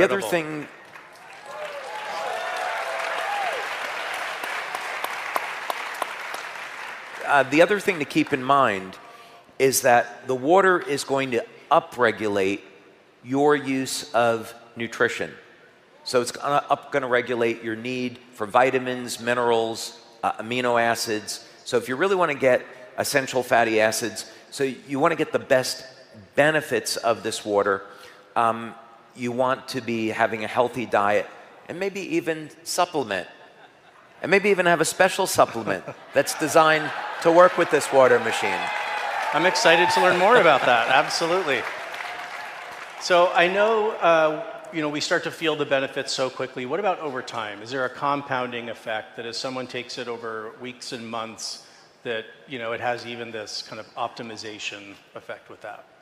Yeah, so what we've been doing up to this point is in our research, since we haven't had the machines for people to take home with them, all of the studies so far have been on drinking 1 glass of water. What happens when you take a baseline reading, you take someone's blood, urine, bioelectrical readings, you give them the water, and then you check back 1-2 minutes later on some test, 20 minutes on another test. So that's the time frame that we've been working with. Now that we're getting the machines manufactured in their final form, now the testing that we're going to look at is the telomere testing and the genetic panels. So what we want to know is when we've done telomere testing in the past, you need 6 months to see a difference between before and after. On the genetic testing, let's say it's 4-6 months. That would be around the window. So what we'll do essentially is take 20 to 50 people in 2 different studies, have them take the machines home with them. They'll have a glass of water every day. And then we'll measure their blood and urine and bioelectrical readings over a course of 6 to 9 months. And then we're going to see, do these people become physically younger over that period of time? Can we measure that? So those are going to be important studies that we've done, which we haven't gotten to. But people would expect to see especially changes in their cognition over a period of the first few weeks of using this. And if they're exercising, the change in muscle growth is extremely rapid, first 2-3 weeks, as long as they're loading with protein. Wow, that is incredible. Yeah. Can you share a little bit more about how this works in concert with the other Lifewave products, kind of making it a 1 + 1 = 10, type of equation that I know doesn't work in your world, but that's my math there. So marketing math, yeah, that's marketing okay. math. Thank you. Okay, I'm going to answer that. The one other thing that I wanted to point out, it's Please. Not on this prototype. This is one of 10 prototypes that came off of the lab. There's also another cartridge in here, and so the filters get replaced. One filter gets replaced every 6 months, the other filter every year. But we have a cartridge where you can take a special type of supplement. I'm just getting a patent on this now. But you take a special type of supplement and you add it into the water, and it actually intensifies the effect. And you can get the water to go to specific parts of your body. That's incredible. But that's a story for a different day. No, that's amazing. So, yeah, for years, one of the things that we've done is we recommended to people stay hydrated. So when we look at the scientific literature, and this is going back 20 years, one of the things that we see is that when people are in pain, part of it is a function of dehydration, part of it is a function of mitochondrial dysfunction, and another part is a deficiency in electrolytes like magnesium and potassium. So one of the things that our Lifewave community would do is they would give people a glass of water before applying patches, and what we would find is that the demos they were doing on pain relief would improve in people that were dehydrated. Now, you don't have to do that, because we find over 90% of the people that use the patches, they get pain relief. But when you have someone that's dehydrated, they won't respond to the patches, you give them a glass of water, and the results improve. So we need water to manufacture energy and have flow of energy through the body, and that drives everything else. When you have a water that itself contains energy, it's a game changer because it makes every other patch we have work better. It's like a turbocharger for the patches. That's amazing. You'd say that. Yeah, I love how it works so perfectly with all of the other products and actually maximizes the benefit. I think that's incredible. So what are the benefits that you're most excited about? I know you went into some of the, the muscle loss, cognitive, anti-aging. What are some of the ones that you're most excited about? Have you ever seen an Italian age? When I was growing up, I'm half German, half Italian. There's some Irish in there somewhere. And I had all of these old Italian relatives, and all of them became overweight. My grandfather developed diabetes, Parkinson's disease, and it was a horrible thing to watch. So I think that's part of the thing that's inspired me and driven me to want to stop human aging. So I think the thing that's most exciting to me about this is that our research is showing that this is a legitimate path to stopping human aging. Wow. Every other benefit that you would want as a human being stems from that. Incredible. So speaking of the other benefits, what might determine whether someone experiences one benefit over another? Does it have to do with maybe deficiencies, or other aspects of lifestyle? What might determine whether someone's going to feel, it's more energy or the cognitive impacts or some of these others? Yeah, I mean, some of the benefits are going to be universal, and then other benefits will depend on a person's age. Are they taking any type of pharmaceutical drugs that are generally impairing their health? Do they have a pre-existing medical condition? What is their diet like? Just the same rules would apply as what we would say, well, what experience are you going to have with the patches? Sure. So it would be the same type of thing. So it would really be an opportunity for people to look at their life and say, okay, well, maybe it's time to clean up my diet. Maybe I should supplement in some places where I might be deficient. I should start an exercise program, or at least, walk regularly, get my body moving, get proper sleep. All of these things are going to support our overall health. So when we add a technology like this, we can expect the best benefits. Absolutely. And I love that. Yeah, go ahead. That's fine. I love what you just said. It seems like this is a catalyst on an individual and personal level for us to make other changes as well. We know, we want to optimize the benefits of this product, of the patches, of the others. And that's going to help us then and really motivate us to supplement and exercise and diet, that it has all these lifestyle implications. So we've talked a lot about the overall health benefits, kind of the bio benefits. I'm curious, can you share a little bit about the business benefit? How you see this fitting in the portfolio of all of the other incredible Lifewave products, and how it helps share Lifewave with more people around the world? So this is a statement of Lifewave migrating from being a patch company to a technology company. And this is just the beginning.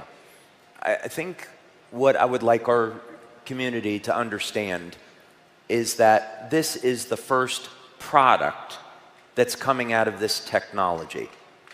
And there's other applications for the technology that we haven't talked about today. So this is going to be the embodiment where the wavelengths of light are triggering regenerative mechanisms in the body. But if we could have a technology where we could get light to go in our body and go to different places, what would that potentially mean? If we could have energy that would regenerate the heart or the kidneys or the liver, that would be incredible. We could get different cosmetic benefits from this process. And so, of course, I have a number of applications in mind that I'm not sharing right at the moment. But I think what would be important for all of our partners to know is that we have 7 years of product launches planned based off of this technology.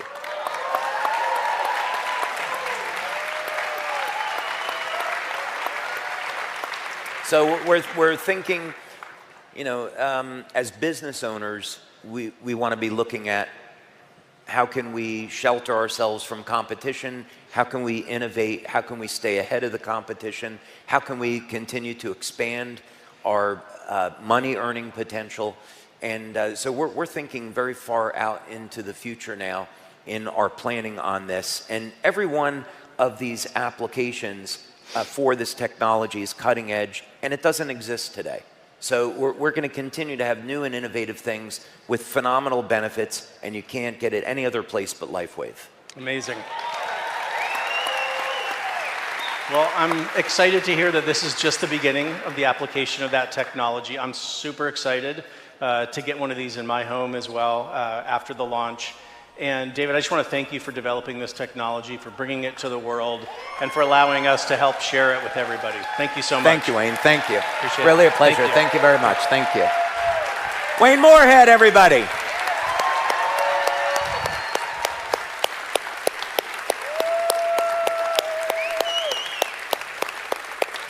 Thank you. Okay. Now it's time for me to ask something of all of you. Uh-oh. Boy, it's dead silent. Don't be nervous. This isn't a bad thing. When we were planning out this conference, we were coming up with all different types of ideas, and my staff said to me, what do you want to do to celebrate 20 years? That's a big question. So I thought about it, and the first thing that came to mind was, I want to watch Star Trek with our brand partners.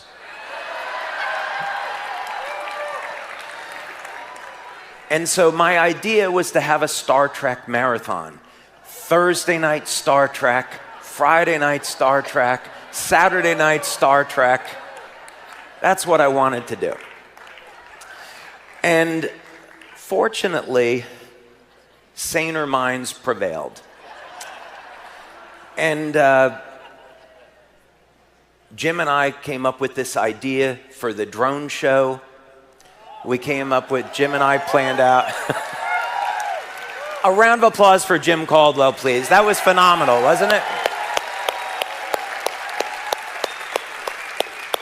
And then, of course, we got the opportunity to have the original Blues Brothers, so we couldn't say no to that. And if you haven't guessed, we have an amazing performer coming in on Saturday night. Not going to say who it is. You better show up. And we needed to give you guys tonight off so you can spend time with your teams. So no Star Trek.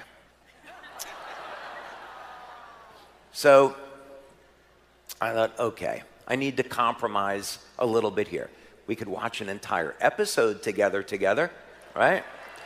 But then we had all these amazing speakers. We had to show the water machine. We've got more surprises coming. No Star Trek. So we found a way to fit in 4 minutes of Star Trek. So I picked one clip from the original series with William Shatner, Leonard Nimoy, DeForest Kelley, Jimmy Doohan. I picked one clip. It's an episode called The Doomsday Machine. It's a really fun episode. So for our 20th anniversary, if you would indulge me, let's watch this clip from Star Trek together. Thank you.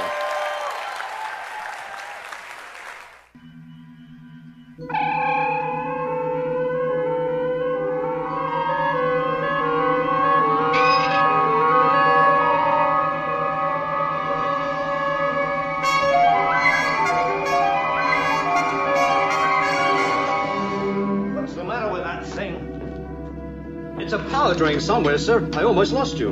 It'll never work like this. It's the main junction circuitry. I'll get it.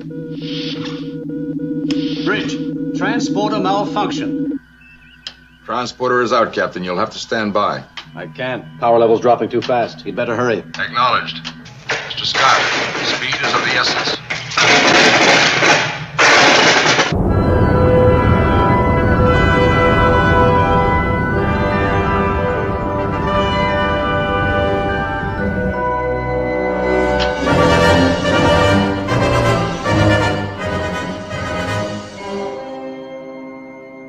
He's 2,000 miles from the planet, QM. Closing fast.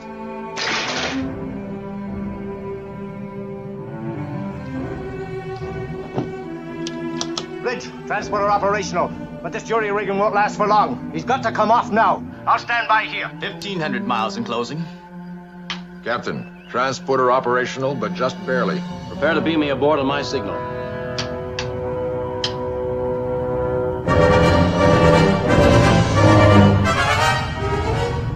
Miles in closing.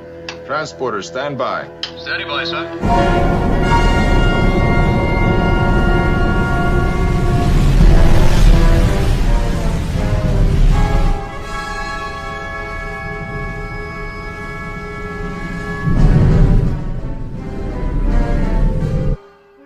Miles in closing.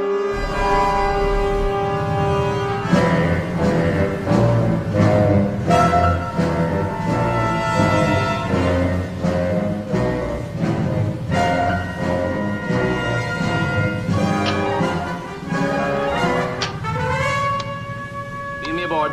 Energize. Energizing. Bridge, it showed it out again. August.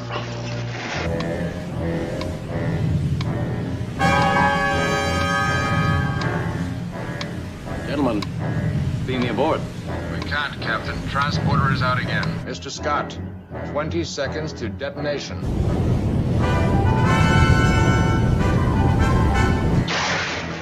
Mr. Scott. Mr. Scott. Try inverse phasing.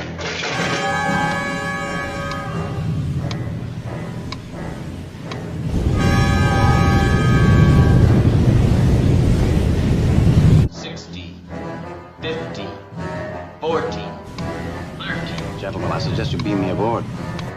10, 9, 8, Mr. Scott. 6.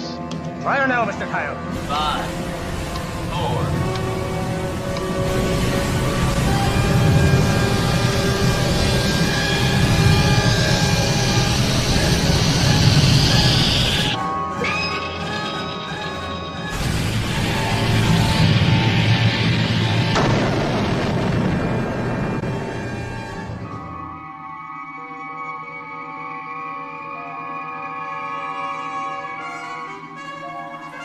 Bridge, we got him through.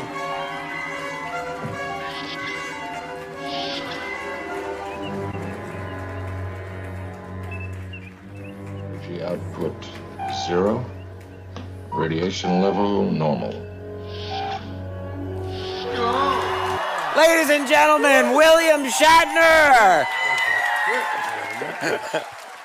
Whoa. Hi, everybody. Good morning to you. Well, here I am. The latest innovation. It's not water. It's not paint patches. It's I've beamed in. What could be more advanced than I've left some mitochondria back there, but I'll pick it up when I beam out. We're going to try to get you some mitochondria, Bill, but they love you here, and thank you so much for being here with us today on our 20th anniversary. What a privilege. Well, it's a privilege. It's a privilege of mine. I beam out and beam in wherever I can, of course. Those pictures are, I don't know, 60 years old. So here I am 60 years later, still beaming in and beaming out. You know, when we spoke last, you said something to me that was absolutely incredible, that is so relevant to our entrepreneurs. And it was how when you were first getting started, the only possibility for your life was to be an actor. What you said was so beautiful. Well, then say it.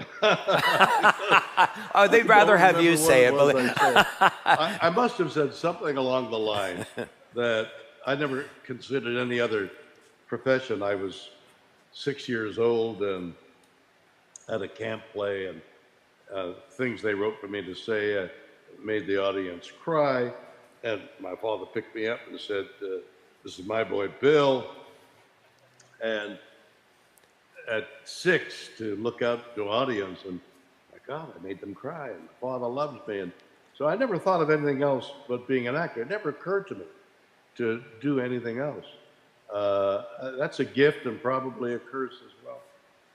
Well, yes, that's exactly what you said. It was in the context of you had gotten off of Star Trek in the 60s, and some people thought you would be typecast and you wouldn't be able to get another role. And I asked you, how did you get through those difficult times? Did you ever think about giving up on acting? Yeah. Well, there was a time when people who were popular in television series, when the series was over, the people who cast and hire must have thought that's enough of that for a while. So, it took 2-3 years for you to get to attach yourself to that popularity. As it turns out, they were wrong, and an actor by the name of Steve McQueen was in a series, and he went right into big movies, and they suddenly everybody thought, oh, well, you can go right into big movies. So that idea waned and left us. When I finished Star Trek, I put together theatrical productions and toured in theatrical productions of one thing or another, and made my way along. And finally, I was involved in television and television series, and of course, other movies. But the idea of giving up never occurred to me. And that may be stupid and not resilient, because so many people in so many professions, but particularly I'm aware of actors in show business, go through a period in their lives. You know that book called Passages that was written, and you have your dreams when you're 20 and you affect the dreams when you're 30, and you go through passages. Well, it occurred to me that actors, with all that dreams of the 20, not many actors can fulfill themselves of what their dreams are. There isn't room and there isn't talent, I guess. So when do you make that decision to stop being what you're doing and try being a dishwasher or something else? The tragedy of holding on too long is equal to the tragedy of letting go too soon.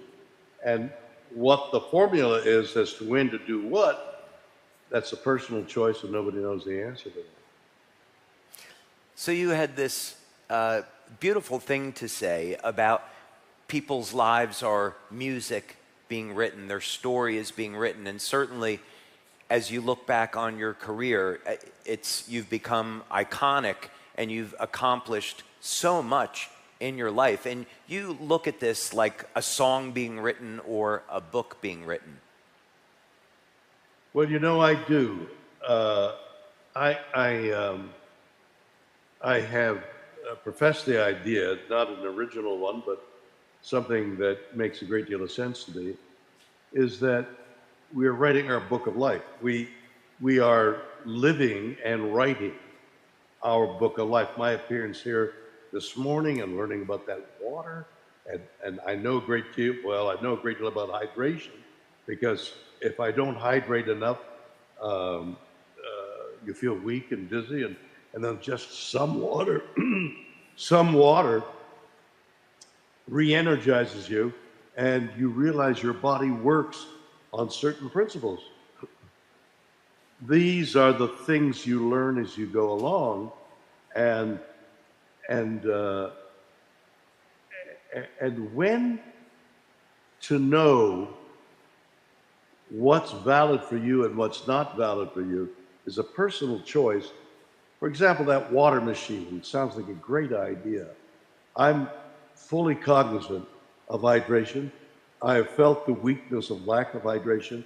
I've done some study of mitochondria and its energetic propulsion of cellular life. I'm acquainted with all that and try and lead my life with that knowledge. What I guess I'm saying to you is we all need to continue our education, personal education, and make decisions on our life based on what it is we're acquiring. We're not born with this knowledge. We have to acquire it. So things like what you are doing, this new technology that we're all on the lip of, as we all know, technological advance in the next 10 years will be profound. Things are going to change everywhere. Society, business, everything is going to change given these advances in science. My being with you today is just the beginning of a personal appearance, for example. A couple of years ago, I was asked to come to Australia to talk. It wasn't in my schedule, but using this technology, I beamed into Australia and talked and had fun with a group of people for half an hour. It's new technology, new knowledge that will propel us, and we must be aware and stay aware of stuff like you're talking about this morning. And of course, we love this hologram technology, and we're using it today where we're now here in Dallas and you're in California. We've done meetings where I was in Florida and gave a presentation in South Korea. What are some, you love to look towards the future, and I know you're a fantastic writer. What's something about the future that you're really looking forward to that maybe we don't have today? Well, I'm of a certain age, and gosh, I was at lunch with my granddaughter yesterday, and I'm saying to her, if we're going to talk, if we're going to share any secrets of our life, I'm saying to my granddaughter, you better do it now, because I never know when. On the other hand, the possibilities of extending life to 110, 120 are very real. We're almost there. And I'm very healthy, and if I could avail myself of this new technology, of these life forces that are being invented and being administered, if I could avail myself of it, I'm going to.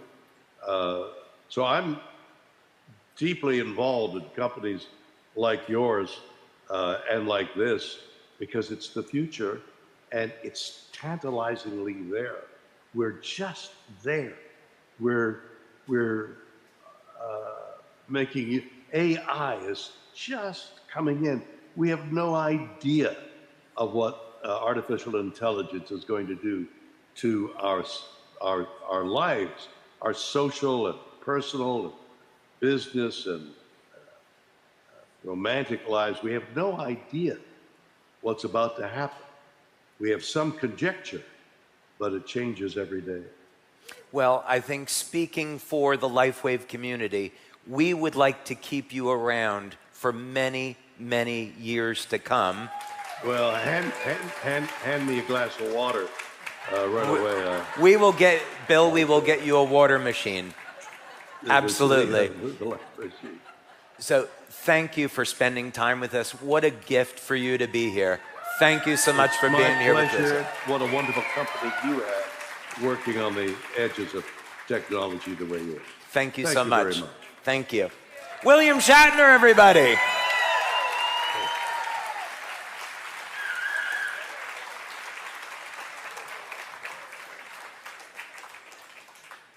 I don't know if, I thought he was going to beam out.